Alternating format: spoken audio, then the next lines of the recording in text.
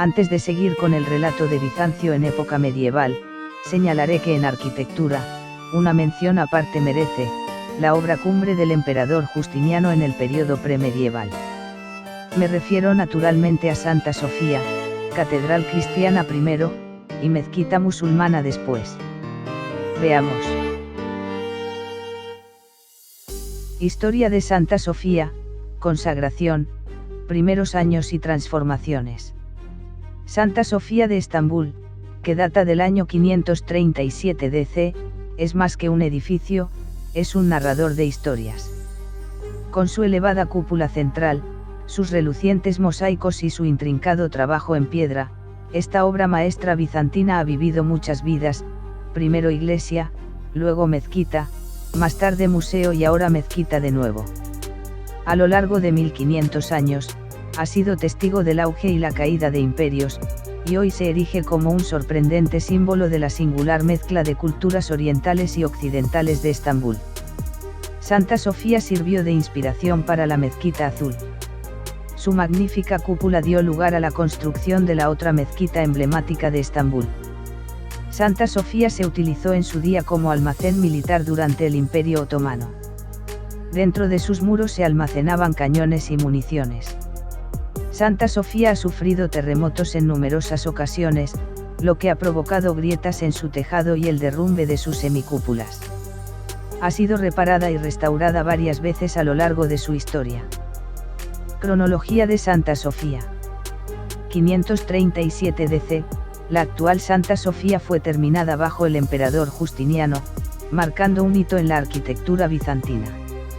537 a 1204 DC, el edificio fue la principal catedral ortodoxa oriental de Constantinopla. 1204 a 1261 DC, durante la ocupación latina de Constantinopla, Santa Sofía fue convertida en catedral católica romana. 1453 a 1934 DC, tras la conquista otomana, Santa Sofía funcionó como mezquita durante toda la época otomana y el primer periodo republicano. 1934 DC, el gobierno turco, bajo Mustafa Kemal Atatürk, promulgó un decreto para convertir Santa Sofía en un museo. 1935 a 2020 DC, Santa Sofía funcionó como museo, y durante este periodo se llevaron a cabo amplias obras de restauración y conservación. 2020 DC, Santa Sofía fue reconsagrada como mezquita, continuando así su larga historia como hito religioso y cultural. El Imperio Bizantino en época medieval. A partir de la segunda mitad del siglo IX el Imperio Bizantino alcanza su máxima expansión desde Justiniano. Habían perdido, por supuesto, el Mediterráneo occidental, pero se habían asentado y logrado el dominio sobre los Balcanes, hecho retroceder a los musulmanes hasta Palestina y reconquistado Creta y Chipre. Llegan a dominar incluso la Italia del sur, aunque los árabes tuvieron el dominio de Sicilia desde el 827. Bizancio se convierte, por tanto, de nuevo en una civilización cristiana que irradia por el sur de Italia, por la zona de Venecia a través de las relaciones comerciales, por la corte de los emperadores germanos a través de alianzas matrimoniales, por los Balcanes, Rusia, gracias a la actividad misionera de Cirilo y de Metodio en los países eslavos. Se trata de una cultura asentada fundamentalmente en bases de la antigüedad aunque profundamente cristianizada. Al igual que en el periodo de Justiniano, tanto la cultura como el arte siguen siendo signos externos del poder imperial. La Iglesia, por su parte, se encuentra en vías de separación de Roma. A mediados del siglo IX, Focio, patriarca de Constantinopla, establece ya la independencia de su sede respecto a Roma, aunque el cisma definitivo llegó en el 1054 cuando Miguel Cerulario, también patriarca de Constantinopla, se negó a reconocer la autoridad de los legados del Papa León IX y funda la Iglesia Ortodoxa griega. Esta fue la culminación de las diferencias religiosas, políticas y culturales que existían entre Roma y el Imperio de Oriente, aunque esta escisión no se refleje en el arte.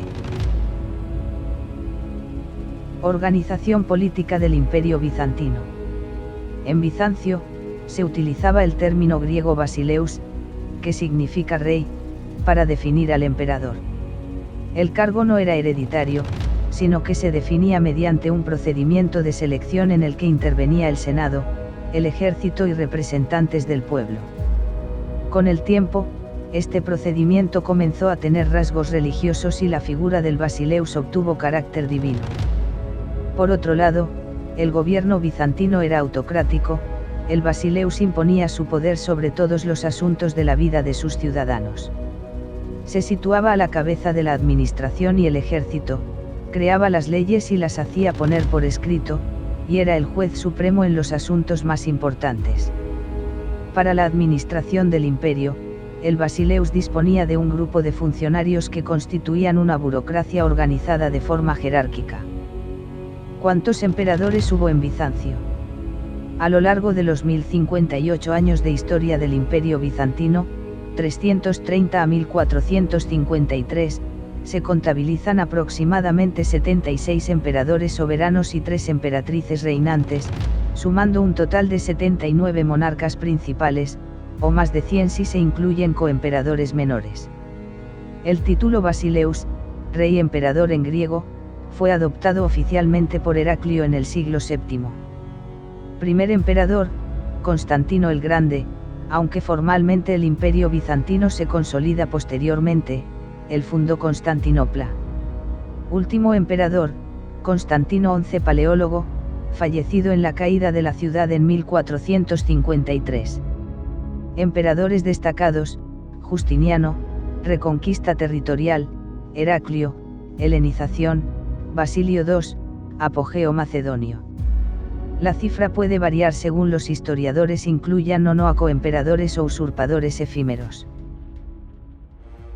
Economía del Imperio Bizantino. En las monedas bizantinas se utilizaban símbolos imperiales y religiosos. La economía bizantina se sustentaba en la producción agrícola, el comercio y la recolección de impuestos. La mayoría de la población era campesina. Los principales productos agrícolas en Bizancio fueron el trigo, las legumbres, la miel, el vino y los frutos secos. Bizancio logró desarrollar el comercio a larga distancia con distintas regiones de Asia y del norte de África. Constantinopla, la capital del imperio, se convirtió en el centro de grandes redes mercantiles. Los principales productos importados eran el trigo, como alimento para la población de las ciudades, y la seda, como artículo de lujo para las clases altas urbanas. Además, el Estado bizantino cobraba impuestos a la mayoría de la población. La mayor parte de la recaudación tributaria se invertía en el ejército. Sociedad del Imperio Bizantino. La población del imperio era variada, y los historiadores estiman que en su época de apogeo alcanzó los 34 millones de habitantes. La mayoría de la población era campesina y había grandes desigualdades en relación a la posesión de la tierra. Algunos tenían pequeñas parcelas para el cultivo, lo que les permitía mantener la subsistencia familiar y pagar los impuestos estatales. Otros, no poseían tierras y trabajaban en campos ajenos a cambio de un salario. Además, había grandes terratenientes que, con el tiempo, fueron incorporando parcelas de campesinos empobrecidos. Religión en el Imperio Bizantino.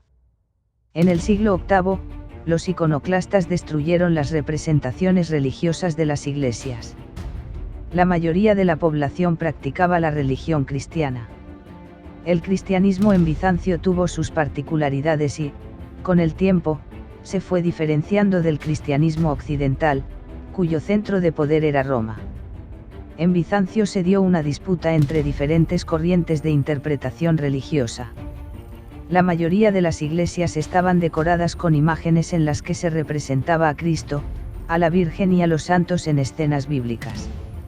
A comienzos del siglo VIII DC, un grupo de creyentes, conocidos como iconoclastas, empezaron a oponerse a la representación de imágenes religiosas porque consideraban que era una práctica pagana.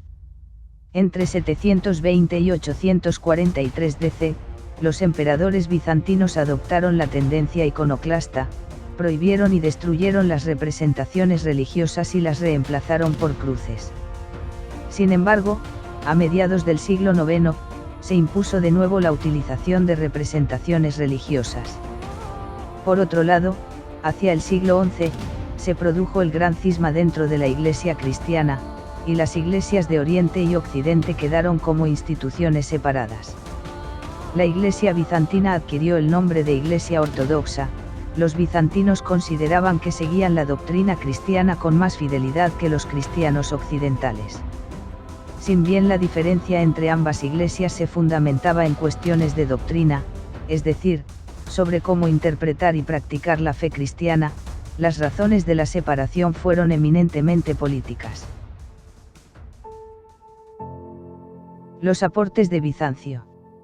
Durante un milenio Bizancio fue el baluarte de la cristiandad contra las hordas nómadas, los persas, los árabes y los turcos.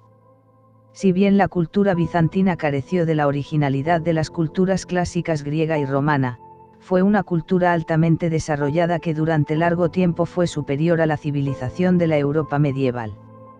Bizancio, situada entre Europa y Asia, fue el más importante centro comercial de la temprana Edad Media. A Bizancio acudían comerciantes de todos los países. Una moneda estable basada en el oro favoreció el intercambio. A través del Mar Negro, Bizancio se comunicaba con Rusia. Se intercambiaban vinos, sedas y otros productos de lujo por pieles, pescado y miel. A través de las estepas y los desiertos de Asia Central las caravanas traían especias, perfumes, piedras preciosas y otras mercaderías codiciadas del lejano oriente. Las actividades económicas eran rígidamente controladas por la autoridad pública. El Estado establecía las normas para la industria, fijaba los precios y jornales, controlaba las condiciones de trabajo y la calidad de los productos y reglamentaba la exportación. La industria más importante era la textil. A diferencia del régimen feudal en Europa occidental y central que se caracterizaba por la fragmentación y dispersión del poder público, el Estado bizantino estaba completamente centralizado. El jefe supremo del Imperio bizantino era el emperador, Basileus, que dirigía el ejército, la administración, y tenía el poder religioso.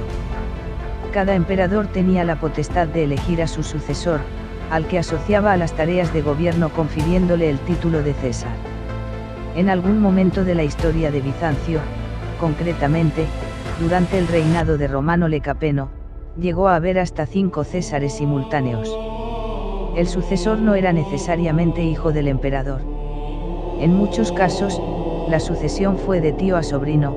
Justiniano, por ejemplo, sucedió a su tío Justino y fue sucedido por su sobrino Justino II. Otros personajes llegaron a la dignidad imperial a través del matrimonio, como Nicéforo II o Romano IV Diógenes.